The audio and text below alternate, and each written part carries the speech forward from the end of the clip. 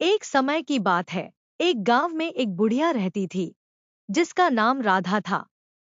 उसकी उम्र 80 के पार थी और उसका शरीर अब पहले जैसा ताकतवर नहीं रहा था। उसकी आंखों में हल्की धुंधलाहट आ गई थी और हाथ पैरों में कमजोरी महसूस होती थी।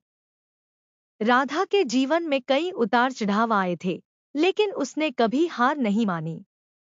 उसके गांव वाले उसे बहुत मानते थे और दादी कहकर बुलाते थे। राधा का जीवन साधारण था, लेकिन उसमें छिपे संघर्ष और हिम्मत ने उसे एक असाधारण व्यक्तित्व बना दिया था।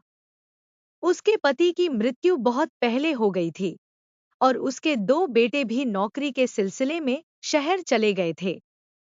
वह अपने छोटे से घर में अकेली रहती थी। वह गांव के लोगों के बीच बहुत लोकप्रिय थी क्योंकि वह हमेशा दूसरों की मदद के लिए तैयार रहती थी। राधा का दिन सूरज की पहली किरण के साथ शुरू होता था। वह अपने छोटे से बगीचे में काम करती, जिसमें सब्जियां और फूल लगे हुए थे।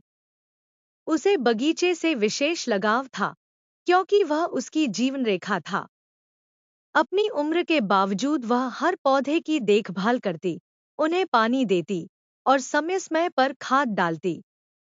उसका कहना था कि ये पौधे उसके बच्चों की तरह हैं और उन्हें स्वस्थ रखना उसकी जिम्मेदारी है। गांव के लोग राधा की मेहनत और आत्मनिर्भरता से प्रेरणा लेते थे।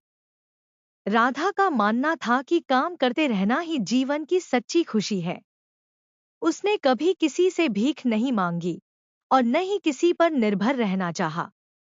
राधा का यही आत्मविश्वास और आत्मसम्मान उसकी पहचान बन गया था। उसके बेटे भी जानते थे कि उनकी माँ एक मजबूत महिला है, जो किसी पर निर्भर नहीं रहना चाहती। एक दिन गांव में एक बड़ा त्योहार मनाया जा रहा था। पूरे गांव में रौनक थी। बच्चों की चहल पहल, ढोलनगाड़ों की आवाज, रंग बिरंगे कपड़े पहने लोग, सब मिलकर त्योहार को एक विशेष अनुभव बना रहे थे। राधा भी त्योहार की तैयारियों में जुटी थी। उसने अपने बगीचे से ताजी सब्जियां तोड़ी और गांव के मंदिर में चढ़ाने के लिए माला बनाई। गांव के त्योहार पर वह सबके लिए मिठाइयां भी बनाती थी। यह उसकी खासियत थी कि उसने अपने हाथों से बनाई हुई मिठाई हर किसी को दी। बच्चों को विशेष तौर पर उसकी मिठाई का इंतजार रहता था, क्योंकि वह जो प्यार और ममता से मिठाई बनाती थी, उसका स्वाद अनोखा होता था। उस दिन त्योहार की धूमधाम के बीच एक हादसा हो गया। गांव के एक छोटे बच्चे ने गलती से नदी के किनारे खेलते हुए पानी में गिर गया। गांव में हड़कंप मच गया।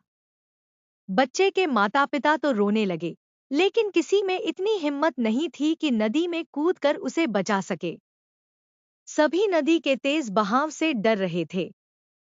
तभी राधा बिना कुछ सोचे समझे नदी की ओर भागी। उसकी उम्र 80 के पार थी, पर उसकी आत्मा अब भी जवान थी। उसने बिना किसी की परवाह किए नदी में छलांग लगा दी। गांव वाले आश्चर्यचकित थे कि इस उम्र में वह ऐसा साहस कैसे कर सकती है। लेकिन राधा को केवल उस बच्चे की जान बचाने की परवाह थी। उसने किसी तरह बच्चे को नदी से बाहर निकाला। उसकी हिम्मत और त्वरित निर्णय ने उस बच्चे की जान बचा ली। उसकी बहादुरी की चर्चा पूरे गांव में होने लगी। गांव वालों ने उसे एक नायक की तरह सम्मान दिया।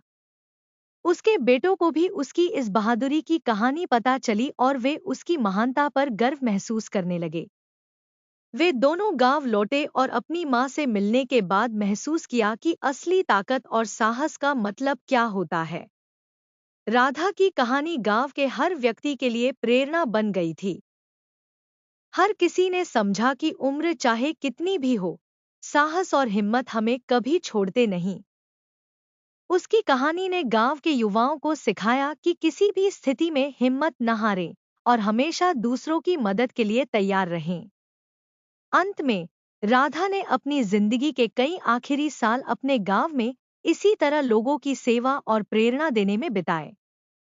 उसकी मृत्यु के बाद भी उसकी यादें और कहानियां गांव में जीवित रहीं।